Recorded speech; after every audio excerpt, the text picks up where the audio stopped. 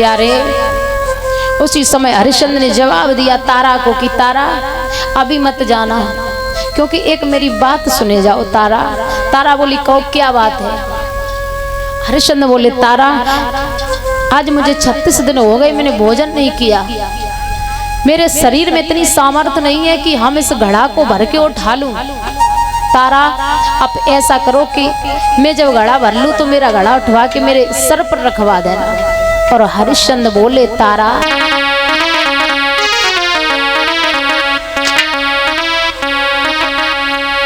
कि हे प्रिय इस घड़े को उठा दो, हम उठाने के काबिल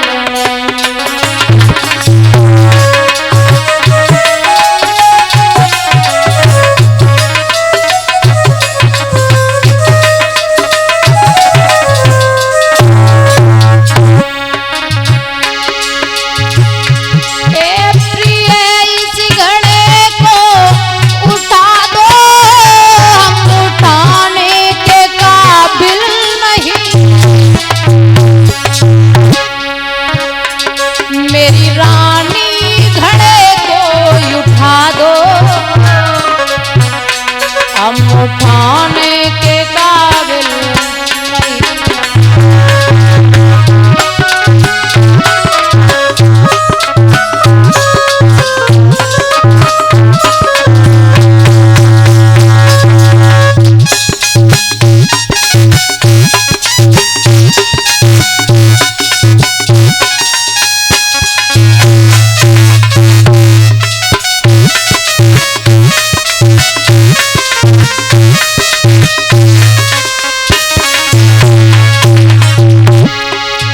हरिश्चंद्र ने कहा कि तारा मेरे इस घड़े को उठा दो। तो तारा ने जवाब दिया है नाथ आपका घड़ा मैं कैसे उठा दूं, क्योंकि आप भरते हो मेहतर का पानी, मैं हूँ ब्राह्मण की नौकरानी।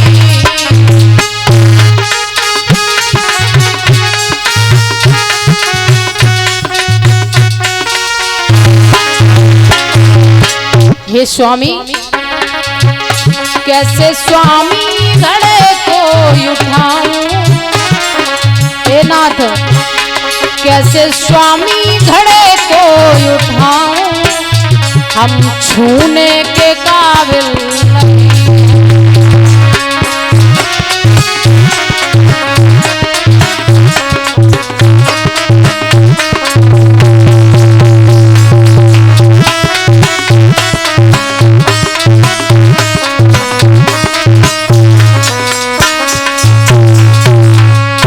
आज हरिश्चंद्र ने जैसे ही कहा कि तारा मेरे घड़े को उठा दो, तारा ने जवाब दिया है नाथ आपका घड़ा मैं कैसे उठा दूं, क्योंकि आप एक मेहतर के घर पर रहते हो, मेहतर का घड़ा लेकर के आए हो, और मैं तो एक ब्राह्मण के घर की नौकरानी हूँ। आपका घड़ा उठाने की तो बात दूर, हम छू भी नहीं सकती, क्योंकि नाथ मेरा सत्य और धर्म चला जाएगा। याद रखना श्रोताओं। उसी समय तारा बोली है नाथ अगर ऐसी ही बात है तो हम आपको एक उपाय बता सकती हूँ। हरिश्चंद्र बोले तो उपाय ही बता दो। तारा बोली नाथ इस घड़ा को लेकर के तुम जल में घुस जाओ। हरिश्चंद्र घड़ा लेकर के जल में घुस जाते। तारा बोली नाथ जब जल तुम्हारे सीने तक आ जाए तहां तक तुम चले जाओ। महाराज हरिश्चंद्र घुसते चले गए। जब सीने तक जल आ गया वहीं पर खड़े हो गए। तारा बोली स्वामी अब इस घड़े को भर लो। घड़ा भर लिया। घड़ा जब भर लिया तो तारा बोली नाथ जब घड़ा भर जाएगा तो घड़ा उस पानी में ऊपर तैरने लगेगा, और जब वो घड़ा तुम्हारी छाती के बराबर पानी में तैरे तो थोड़ो हाथन को जोर लगाए दियो और घड़ा सर पे रख जाएगा। इतना कह करके तारा वहां से चली गई। हरिश्चंद्र ने वही किया। अब हरिश्चंद्र ने जैसे ही घड़ा उठा करके सर पर रखा और घड़ा लेकर के बड़ नदी के पार पर आए।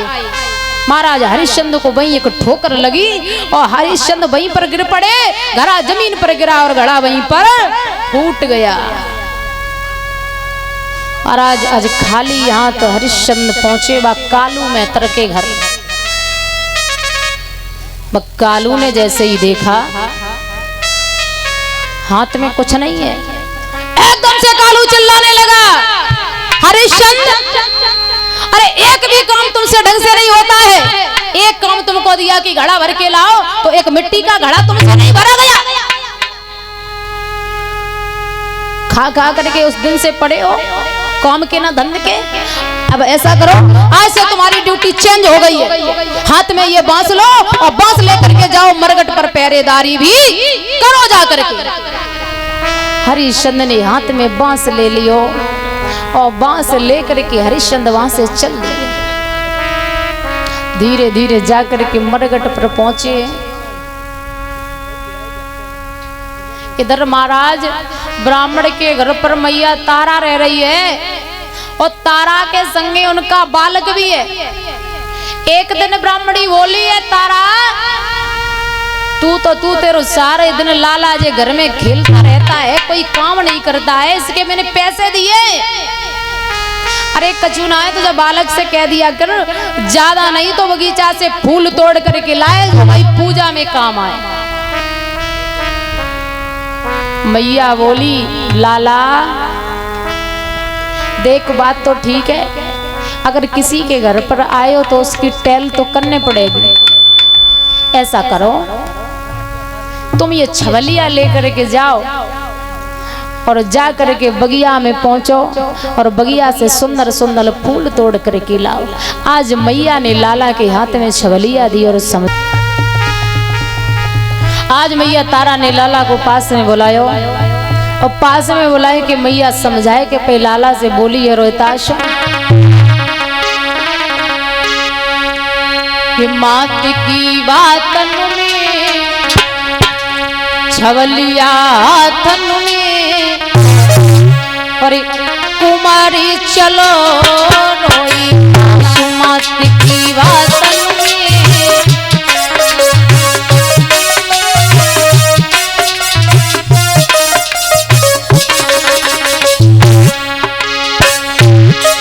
बगिया की सीधा लगा तो मात की बातन में छवलिया तन में कुमार चलो रोहिता।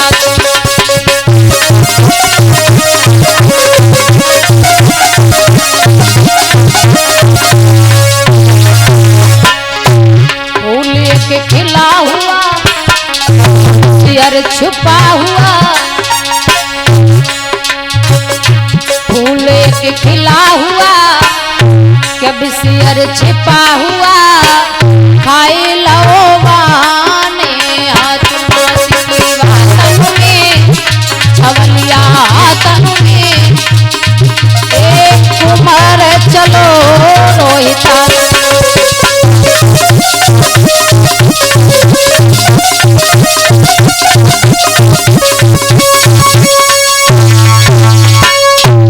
आज मैया ने लाला समझाया और हाथ में छवलिया दे दी। का लाला इस छवलिया को लेकर के जाओ और वह बगिया से सुंदर सुंदर पुष्प तोड़ करके लाओ। रोहतास चला है, जाए के बगिया में पहुंचा लाला तो बड़े अच्छे अच्छे फूल देखे, फूल तोड़ तोड़ करके पई छवलिया में रखने लगा। लेकिन वह छलिया विश्वामित्र को फिर चैन नहीं पड़ा।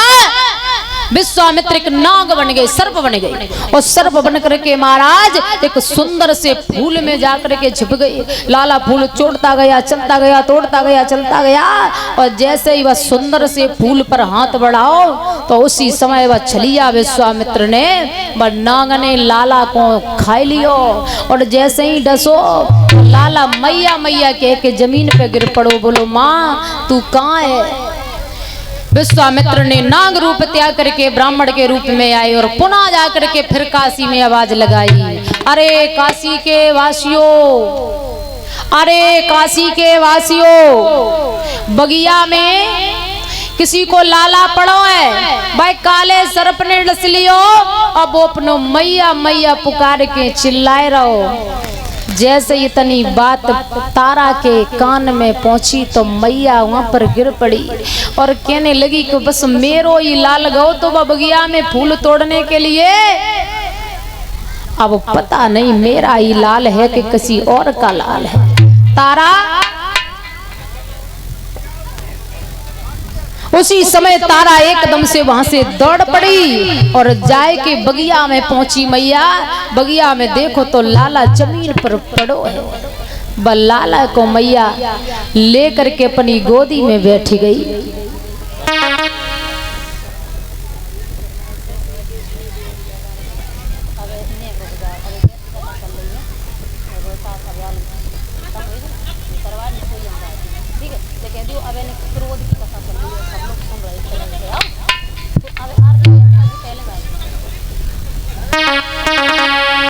आज तारा जैसे ही बगिया में पहुंची, लाला को उठाए के अपनी गोदी में रख लियो और मैया रोने लगी और बोली,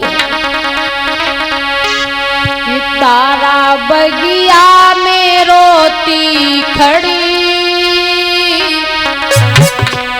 आज कैसी ये बेपता पड़ी।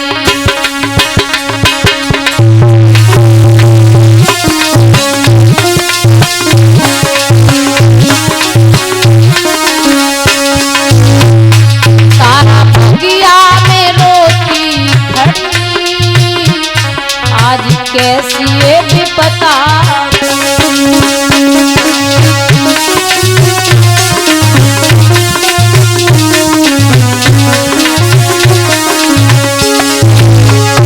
बोली तारा, प्रभु हमने ना छोड़ा तुम्हें, तुमने हमको छोड़ी।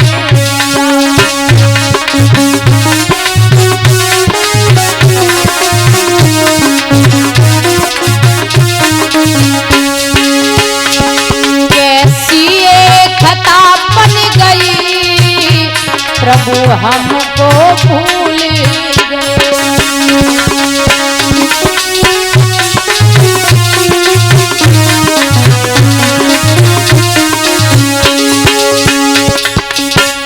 संकट की आई घड़ी, मैया बगिया में रोती खड़ी।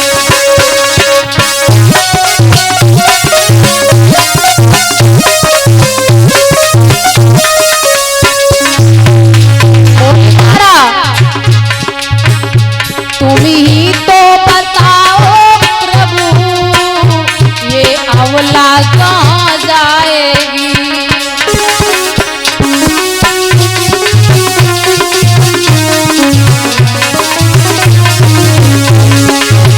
छोड़ करके चले गए पिता, मैया मर मर के रो जा रही।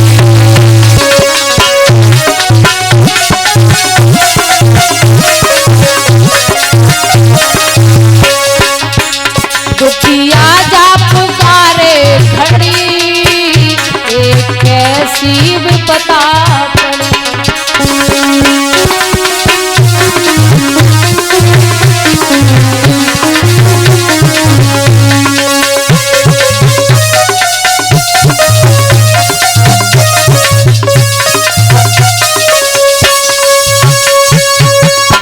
आज तारा अपने लाल को लेकर के वह बगिया में बैठी और रोने लगी और बोली कि हे प्रभु, ये सब क्या हो रहा है? हे प्रभु, क्या मैंने बिगाड़ा है? मेरे पति भी चले गए मुझे छोड़ करके। एक मेरा बालक है जो मेरा सहारा है, आज उसे भी तूने कितनी बड़ी मुसीबत में डाल दिया। हे प्रभु, क्या कसूर था मेरा, क्या दोष था?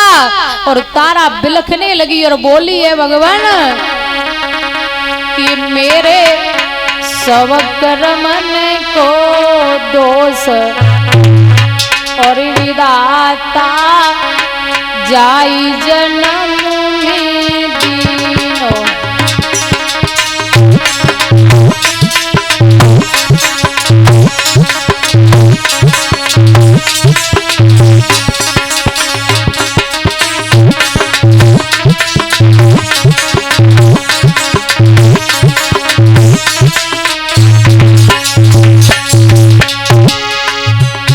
मेरे स्वकर्मन को दोष विधाता जाई जन्म में दीनो।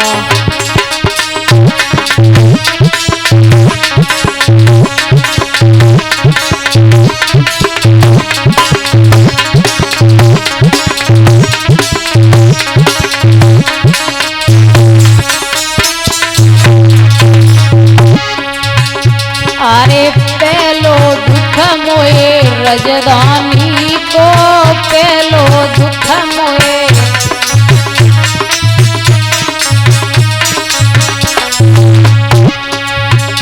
अब काशी में बिक गए जाए विधाता जाई जन्म में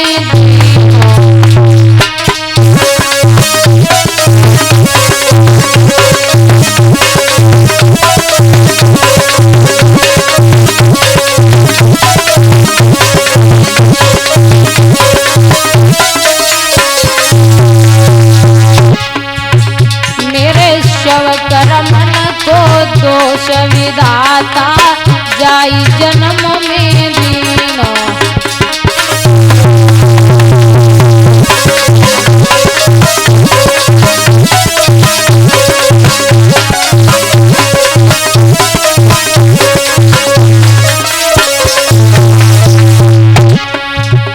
अरे तू जो दुख मोए पति बिछुड़न को, तू जो दुख मोए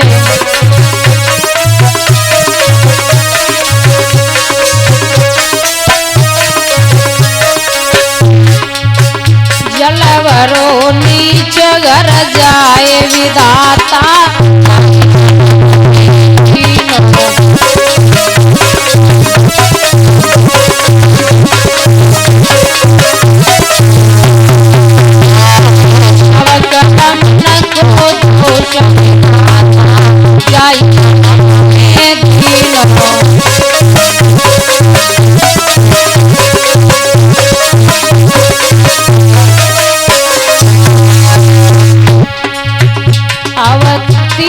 दुख मोए लला बिछुड़न को, तीजो दुख मोए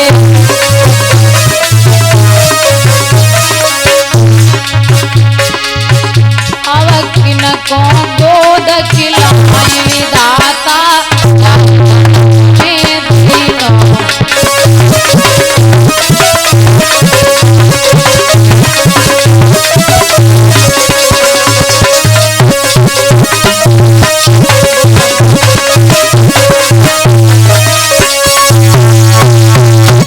रुक जाओ, थोड़ी देर हम जाइयो। याद रखना मेरे भगवत श्रोताओं, आज मैया अपने लाला को लेकर के बगिया में रोती विलखती चिल्लाती रही। उसी समय धीरे धीरे मैया अब लाल को लेकर के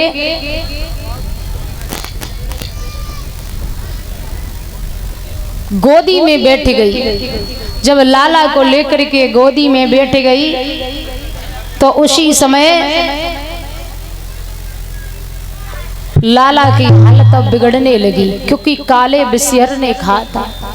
अब वो जहर जब शरीर में पौड़ने लगा तो लाला की जब हालत बिगड़ने लगी तो उसी समय रोहतास बोला है, मैया हमें लग रहा है कि मेरी अब अंतिम सांसा निकलने वाली है।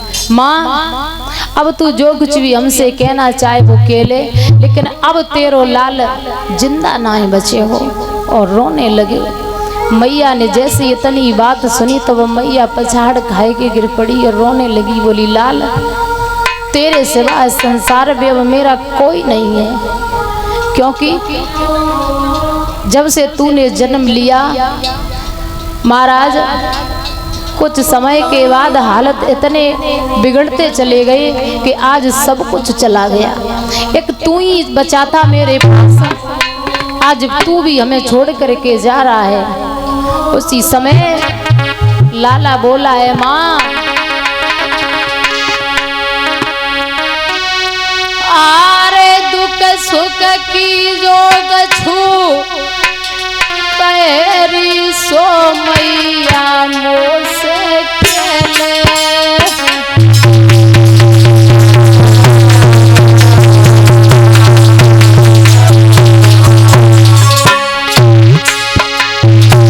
सुख की जोग छू पैरी जननी मोसे खेले।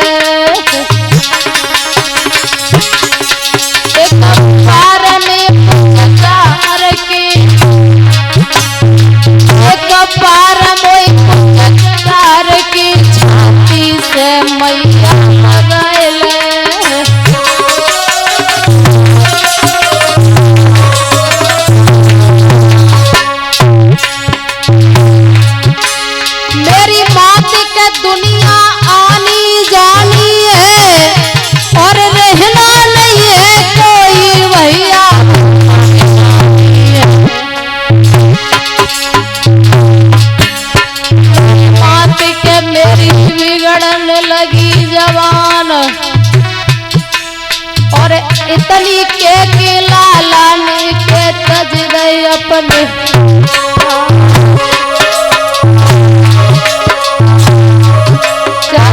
पटिया रे गई पड़ी के अंसा उड़ी रे के अंसा उड़ी